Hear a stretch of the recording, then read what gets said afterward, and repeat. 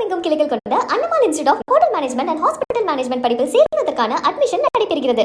NEET தேர்வு வினாத்தாள் கசிவு முறைகேடுகளுக்கு காரணமானவர்கள் யாராக இருந்தாலும் அவர்கள் மீது கடுமையான நடவடிக்கை எடுக்கப்படும் என்று மத்திய கல்வி அமைச்சர் தர்மேந்திர பிரதான் எச்சரிக்கை விடுத்துள்ளார்.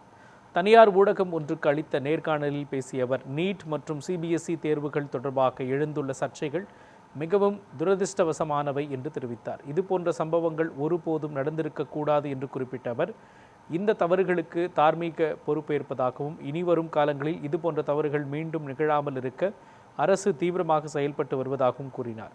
நீட் மறு தேர்வை எவ்வித முறைகேடுகளும் இன்றி நியாயமாக நடத்துவதற்கு தேவையான அனைத்து முயற்சிகளையும் மத்திய அரசு எடுத்து வருகிறது என்றும் மத்திய கல்வி அமைச்சர் தர்மேந்திர பிரதான் கூறினார்.